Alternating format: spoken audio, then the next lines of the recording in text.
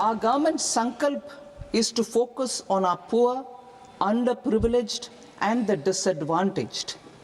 To deliver on this sankalp, and given that this is the first budget prepared in Kartavya Bhavan, we are inspired by three Kartavya. Our first Kartavya is to accelerate and sustain economic growth by enhancing productivity and competitiveness and building resilience to volatile global dynamics.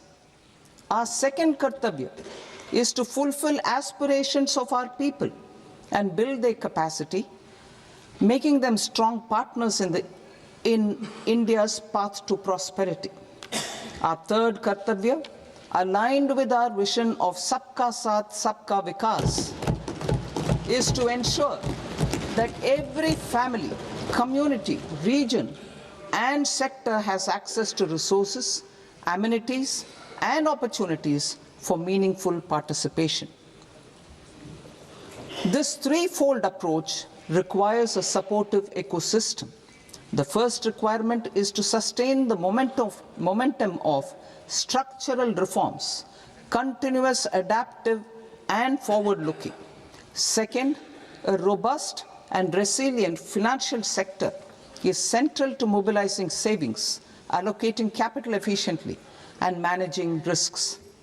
Third, cutting-edge technologies, including AI applications, can serve us as force multipliers for better governance. Reform Express. Our government has undertaken comprehensive reforms towards creating employment, boosting productivity, and accelerating growth. After the Prime Minister's announcement on Independence Day in 2025, over 350 reforms have been rolled out. This includes GST simplification, notification of labor codes, and rationalization of mandatory quality control orders. High-level committees have been formed, and in parallel, the central government is working with the state governments on deregulation and reducing compliance requirements. The Reform Express is well on its way and will maintain its momentum to help us fulfill our Kartavya. I now move to specific proposals. Under our first Kartavya, to accelerate and sustain economic growth, I propose interventions in 6 areas. 1. Scaling up manufacturing in 7 strategic and frontier sectors. 2. Rejuvenating legacy industrial sectors. 3. Creating champion MSMEs. 4. Delivering a powerful push for infrastructure. 5. Ensuring long-term security and stability. And 6. Developing city economic regions. Scaling up of manufacturing in 7 strategic and frontier sectors. Biopharma Shakti, meaning biopharma strategy for health advancement through knowledge, technology and innovation. India's disease burden is observed to be shifting towards non-communicable diseases like diabetes, cancer and autoimmune disorders. Biologic medicines are key to longevity and quality of life at affordable costs. To develop India as a global biopharma manufacturing hub,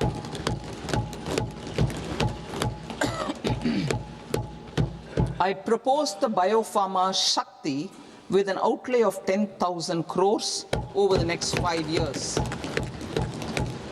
This will build the ecosystem for domestic production of biologics and biosimilars.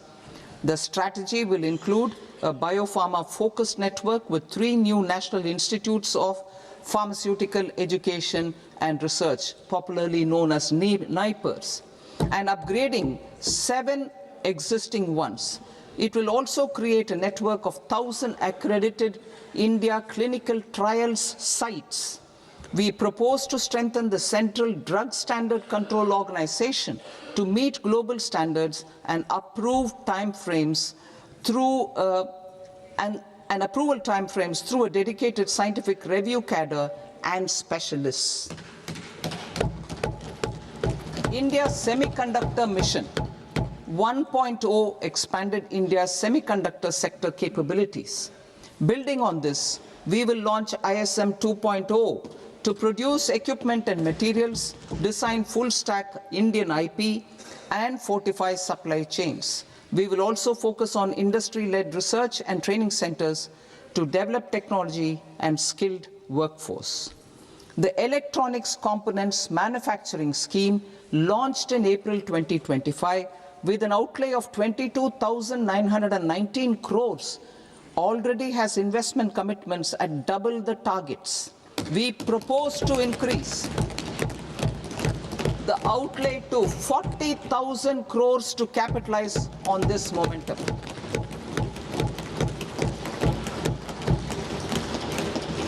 A scheme for rare earth permanent magnets was launched in 2025 November. We now propose to support the mineral-rich states of Odisha, Kerala, Andhra Pradesh and Tamil Nadu to establish dedicated rare earth corridors to promote mining, processing, research and manufacturing.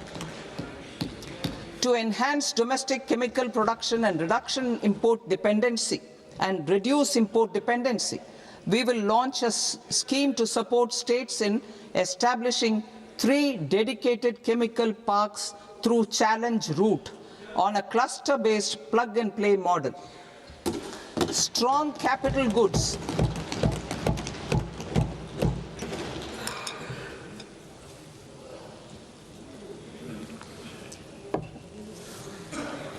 Strong capital goods capability is a determinant of productivity and quality across different sectors. Towards building this capacity, I propose the following. High-tech tool rooms will be established by central public sector enterprises at 2 locations as digitally enabled automated service bureaus that locally design, test and manufacture high-precision components at scale and at lower cost. 2. A scheme for enhancement of construction and infrastructure equipments will be introduced to strengthen domestic manufacturing of high value and technologically advanced CIE. This can range from lifts in a multi-storied apartment or firefighting equipment in multiplexes, large or small, and to tunnel boring equipments for building metros and high-altitude roads.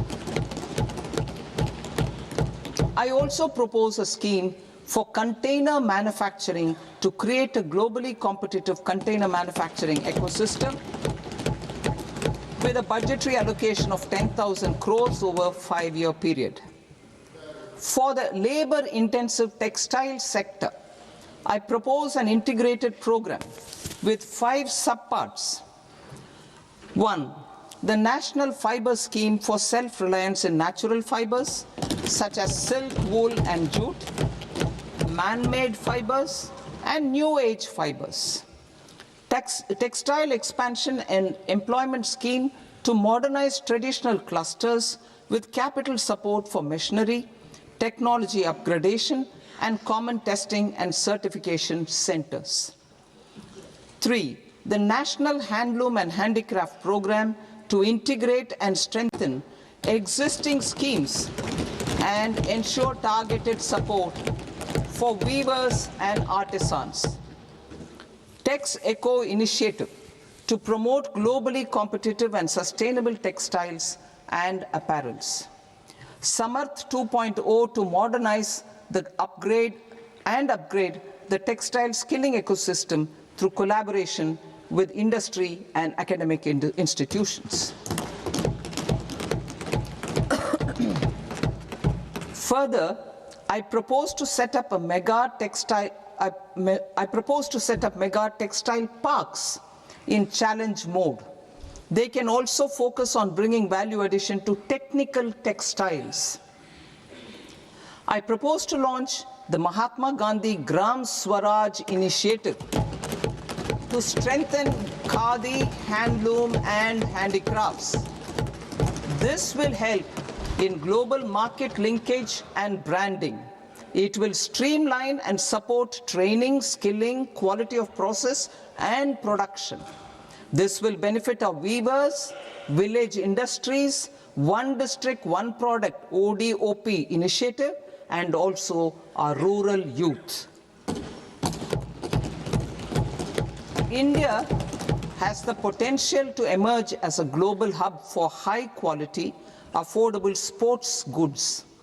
I propose a dedicated initiative for sports goods that will promote manufacturing, research, and innovation in equipment design as well as material sciences. Rejuvenation of legacy industrial clusters. I propose to introduce a scheme to revive 200 legacy industrial clusters to improve their cost competitiveness and efficiency through infrastructure and technology upgradation. Creating champion SMEs and supporting micro enterprises.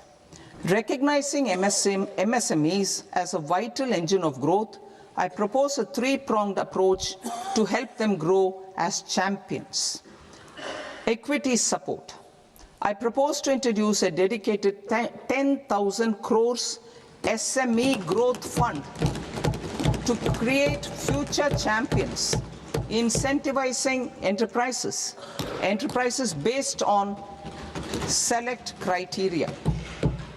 I also propose to top up the Self-Reliant India Fund set up in 2021 with 2,000 crores to continue support to micro enterprises and maintain their access to risk capital. Liquidity support. With TREDS, more than 7 lakh crore has been made available to MSMEs. To leverage its full potential, I propose 4 measures. 1. Mandate TREDS as the transaction settlement platform for all purchases from MSMEs by CPSEs, serving as a benchmark for other corporates. 2. Introduce a credit guarantee support mechanism through CGT-MSE for invoice discounting on TREDS platform. 3. Link GEM with TREDS for sharing information with financiers about government purchases from MSMEs, encouraging cheaper and quicker financing. 4. Introduce TREDS receivables as asset-backed securities, helping develop a secondary market, enhancing liquidity and settlement of transactions.